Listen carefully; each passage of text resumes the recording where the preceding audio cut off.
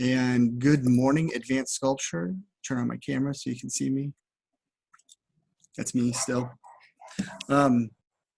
So we are looking at making, we're looking at making something cool out of paper mache. So when you're in sculpture class, everybody kind of plods through it and makes something in paper mache. What I'm looking for from you guys is that next level. I want you guys to have a nice, solid plan for your paper mache project. So I will show you what I did last period. This was my introduction, and they really seemed to like it, which is cool. But I'm gonna, oh, that's the wrong button. I'm gonna show you guys.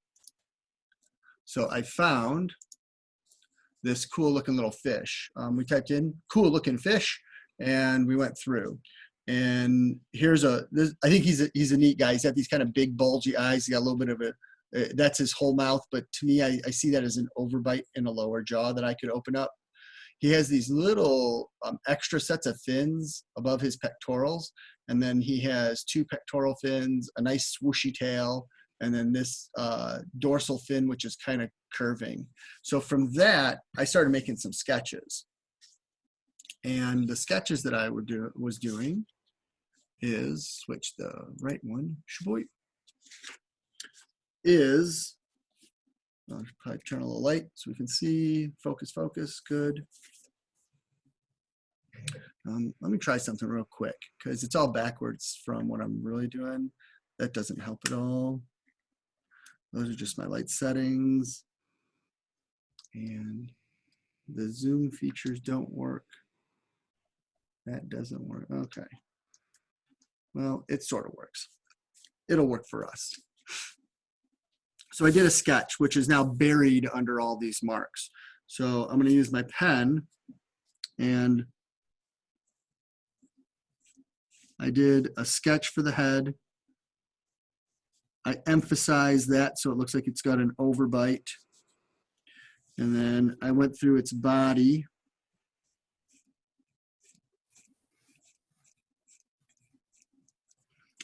Into its tail.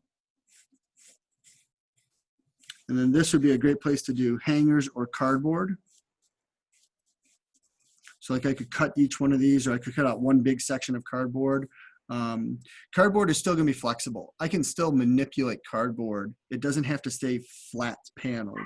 Same with this piece. I could cut this all out of cardboard, and I could, and then that's my floofy little fin kind of interrupting a little bit.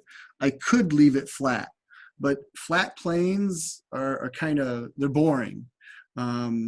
Just like this. I don't want to leave this flat plane, so I came over here and I drew it off to the side and show it curving around. I have some directional arrows. So this tail, all right, so man, I need another color highlighter. There's one. Please don't be dried out.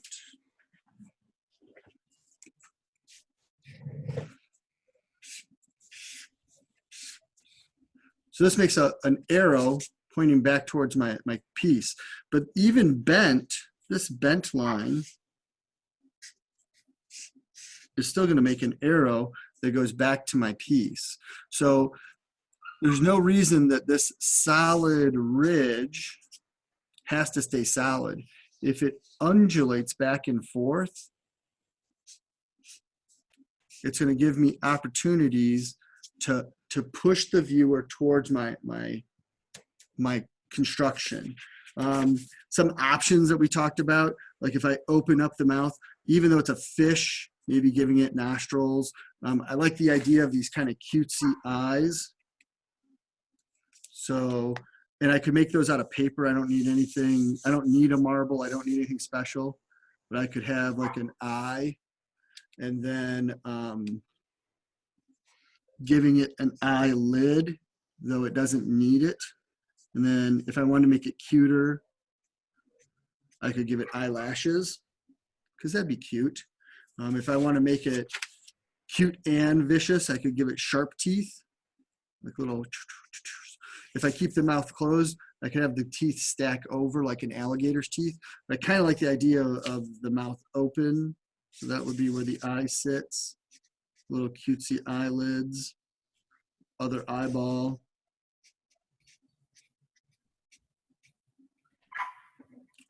If I want to make it like an angler fish, oh,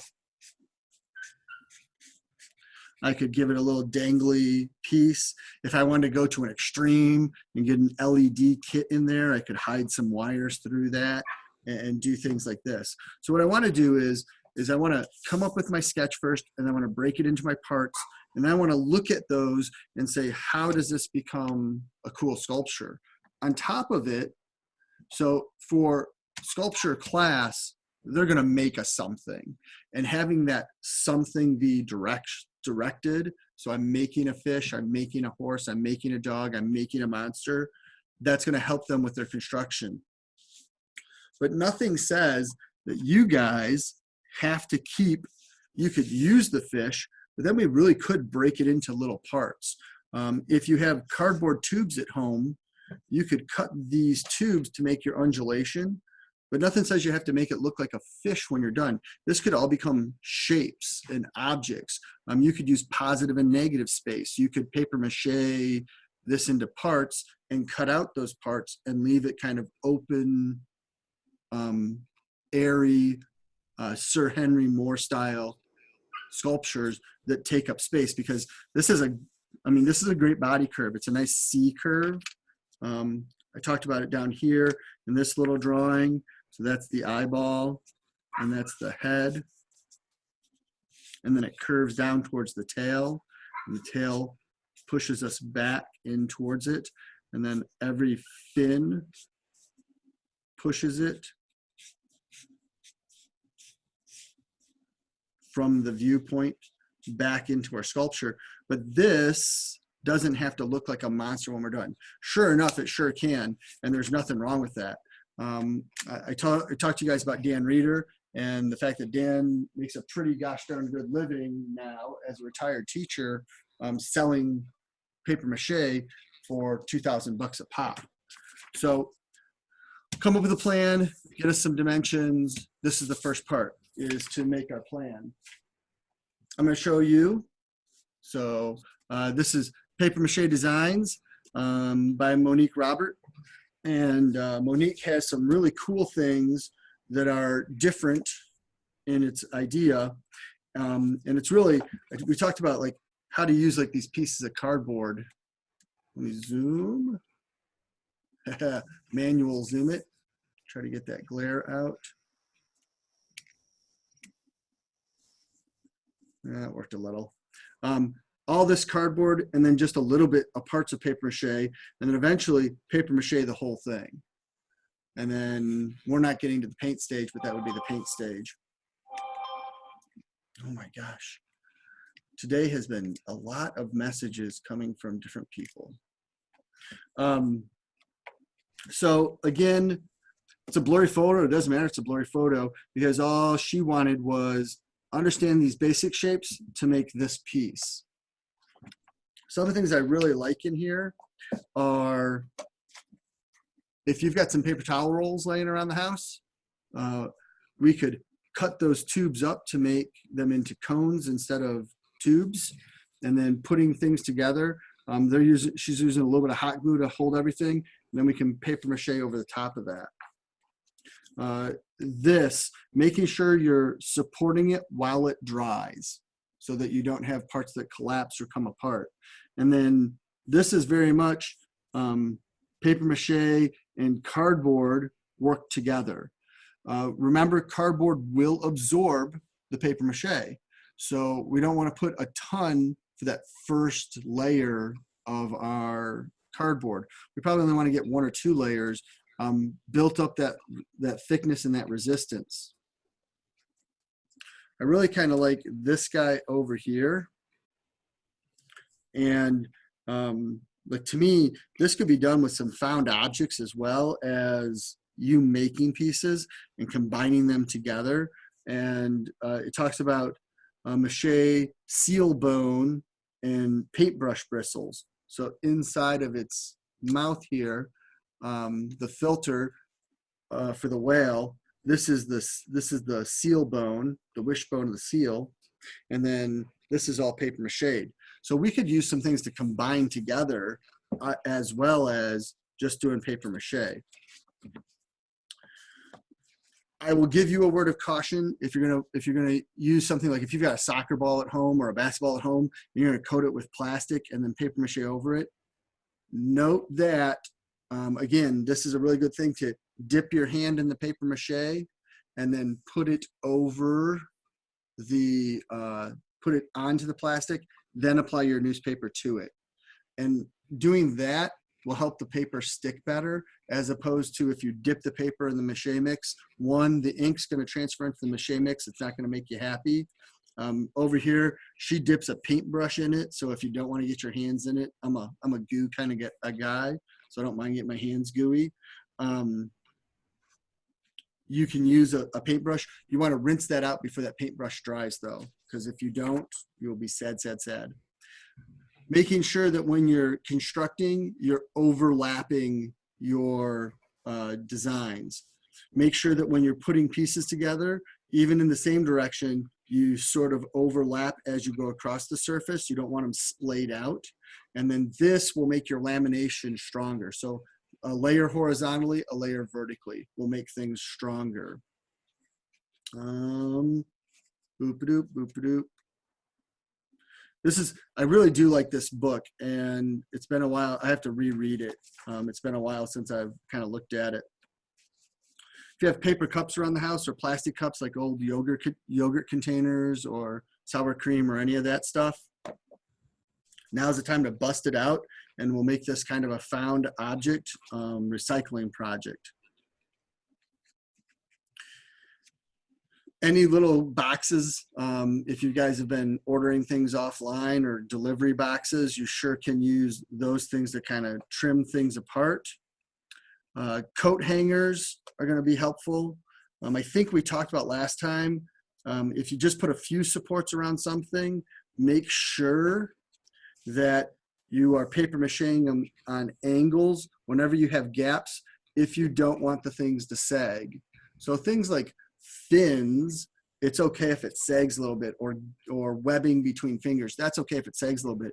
But if you're trying to make like a nice tail or a horn, and you want to make sure that's solid, or a leg, if you just go straight across, it's going to hit the ridge, and the ridge will stay up, but the gaps in between will flatten down. So you'll have a round space, flat space, round space, flat space, and we don't want that. So you want to make sure that you're wrapping and pulling from section to section. All right, so that's this one.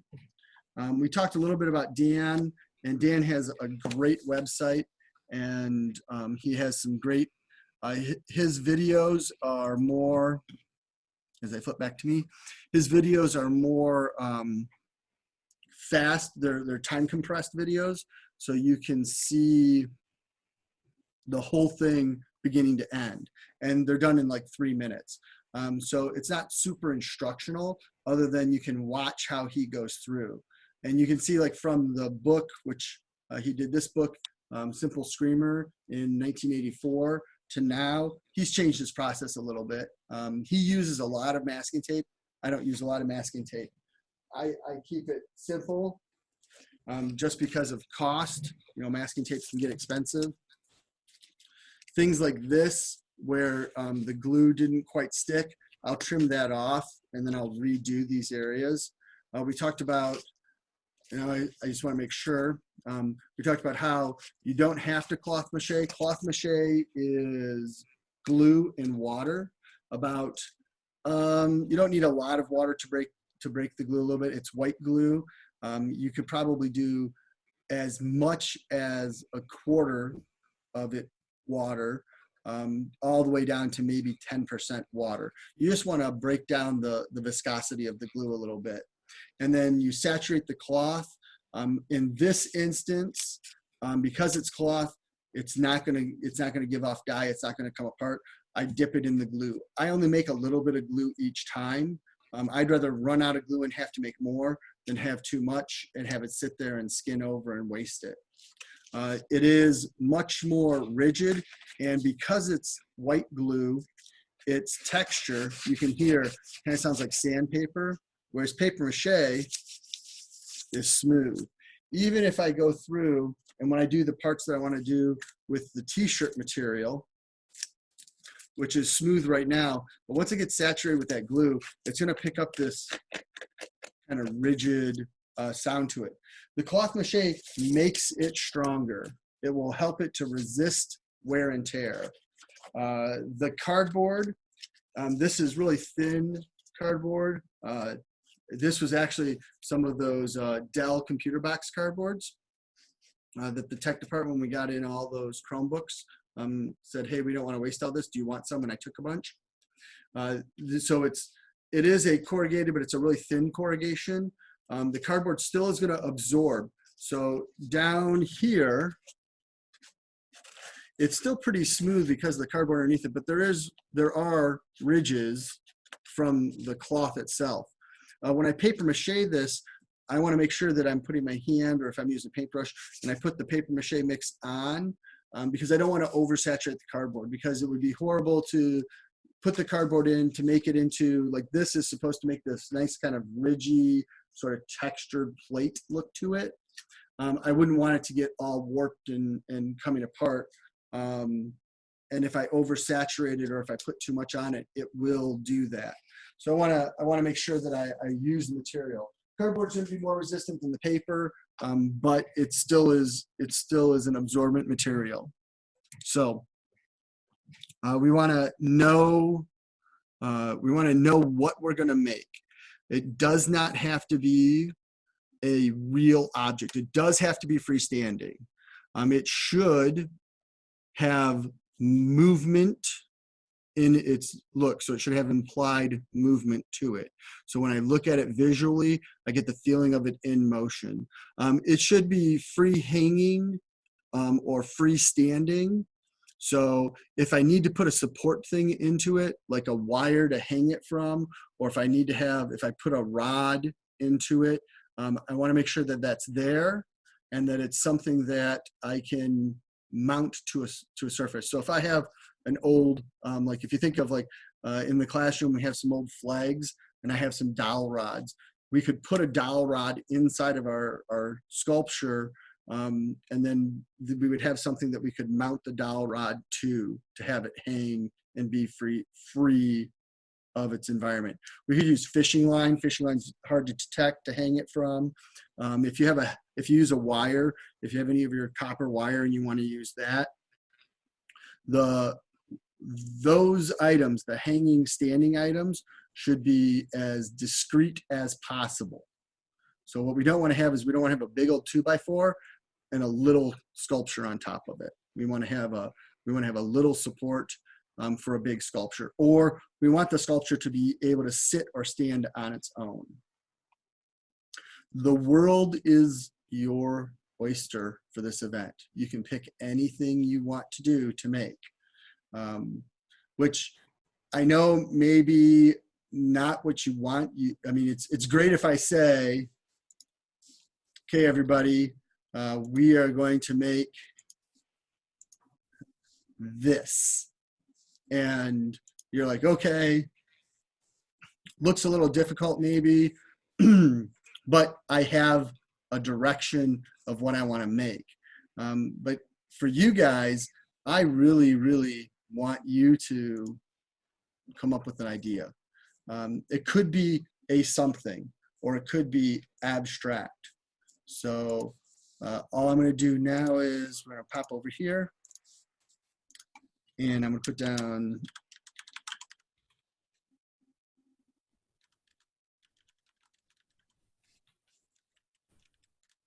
abstract paper mache sculptures, pop-up images.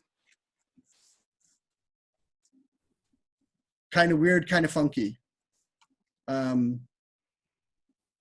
Personally, I don't like that. To me, that's really simple. And this, I think it's kind of interesting. but there's very little paper mache to this, to me. I don't want you guys making a giant float. I want us to be done by the time seniors are done. This is paper mache probably because they use the glue to help hold the paper in place, but that's a very loose amount of paper mache to me. Things like these, those are kind of cool looking, kind of cool textures, patterns. A lot of cardboard, I would guess, inside of it. Something like that. Completely fine with something like that. This looks like someone used bottles or like pop bottles, something plastic where they could collapse it and pull it out, or bowling pins.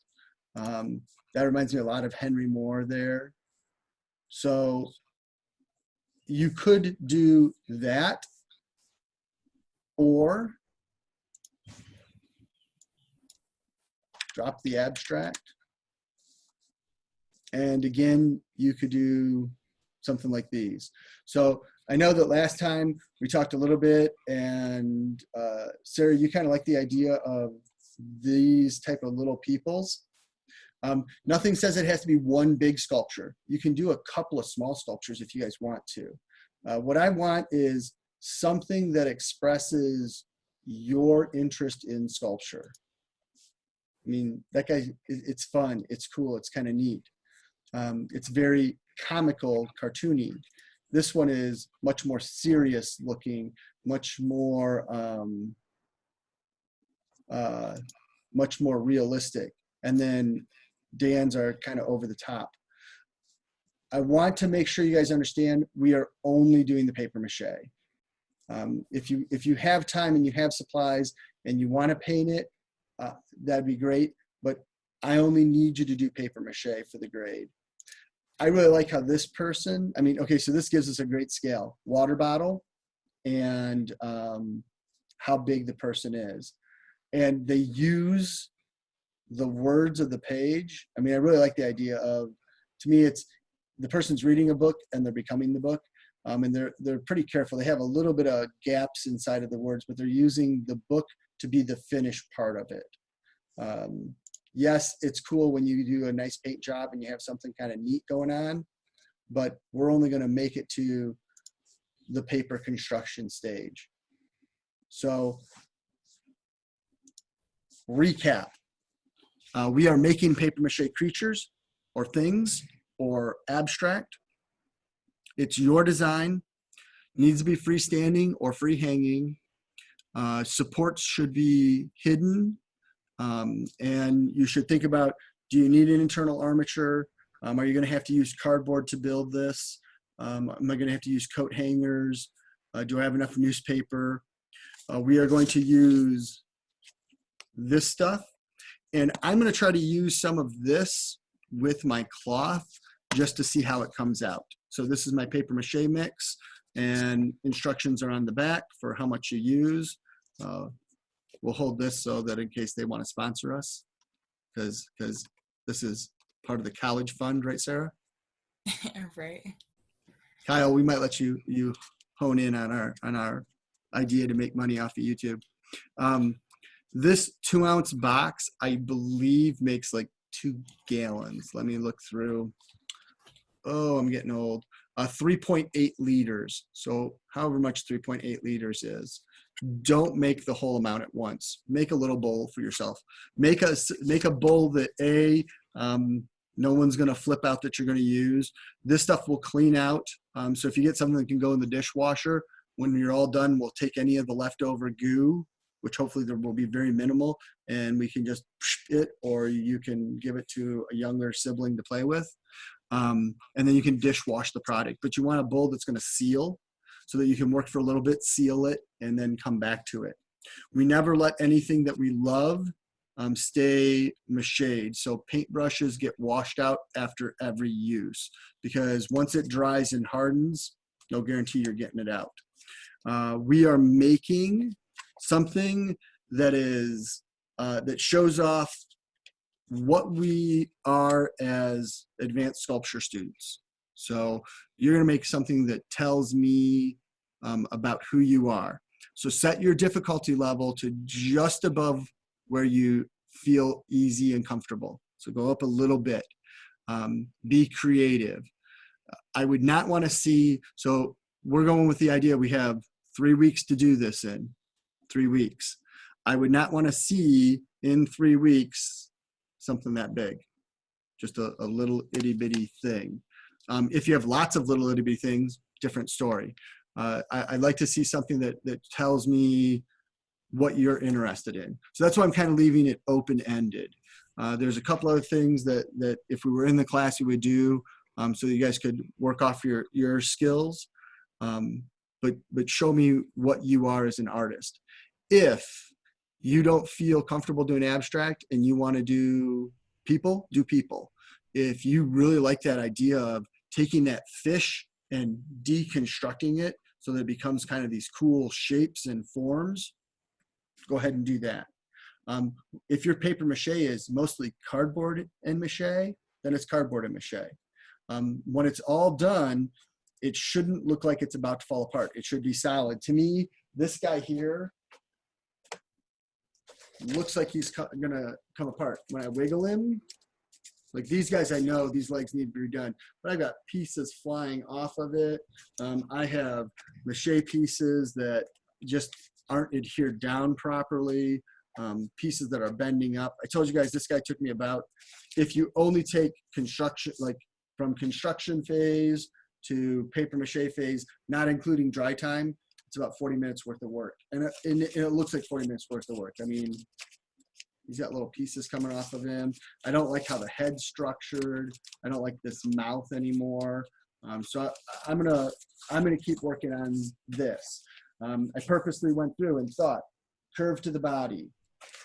When it sits there, I don't want it to sit perpendicular. I want it to kind of sit as it undulates up a little. So I have to rebend these two legs to make those go into the proper way.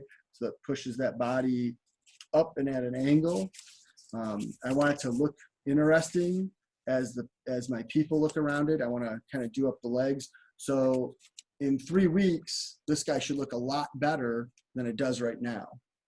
To me, this is, I tried, and I'm done.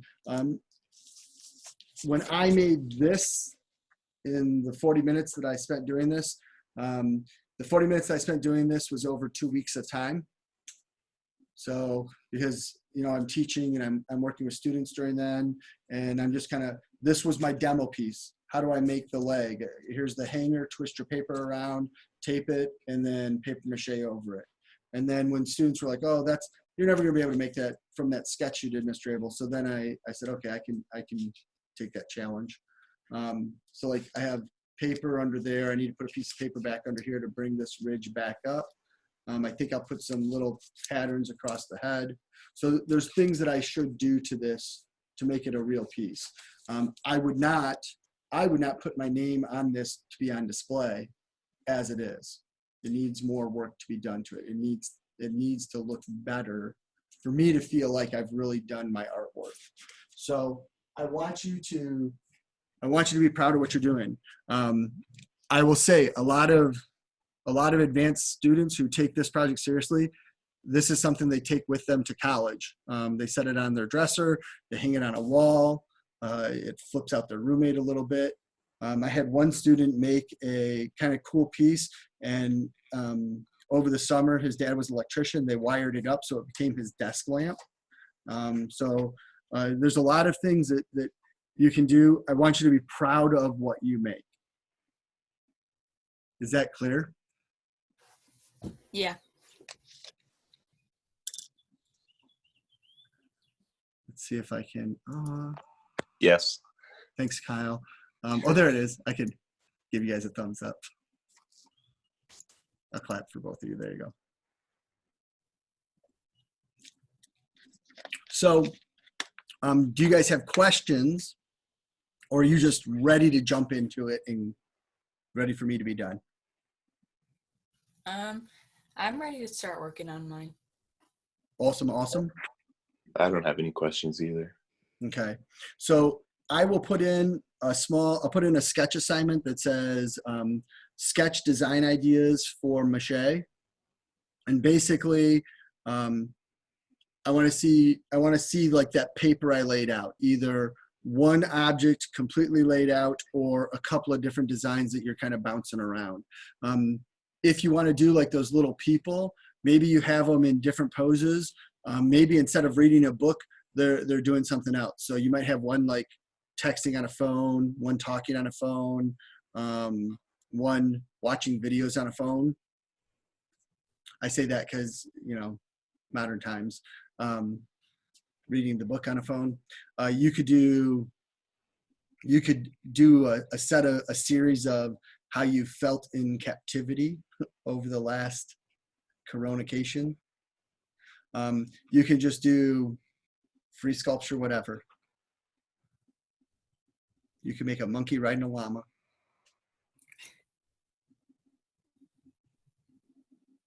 All right then, guys. So if you're good to go, go worky, worky, turkey, lurky. I just have one question. So are we still doing the portfolios? Like what's happening with those? I'd like you guys to, and really the idea behind the portfolio is it's twofold. One, in case there's something that you haven't done yet or haven't turned in, you're just going to look at the assignments and you're going to put all the pictures in. And then I like an artist statement and everything. Two, I really wish, and Miss Collier and I have been talking about it, we're going to start cumulative portfolios. So we'll start like when you do your introductory art class, and make a portfolio there, or like in your first one, do a portfolio. And when I say first one, I mean first like sculpture one, drawing one. And then every time you take the class, you'll add to your portfolio. And then at the end of high school, I mean, so think about all the art classes you guys have taken. You would be able to have like a whole thing that you could turn into a college and say, hey, this is what I did for art, just as another bonus for who you are. And it'll also go for some future requirements. You're talking about getting diploma seals as another thing for graduation. And that portfolio, it would be a portfolio body of work would be one of the steps that we do to maybe get a seal on your diploma. So you would get an art seal on your diploma. Not this year, but it'll be for next year. So for right now, right now, all the portfolio is it's going to be a Google slide, unless you want to make a video. And it's just going to be the artwork you did. Just kind of put it together just to make sure we have everything and sum up.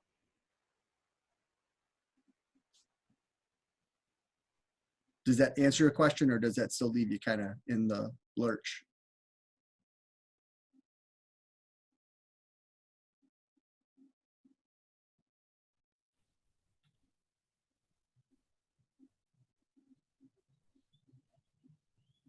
Might have lost her.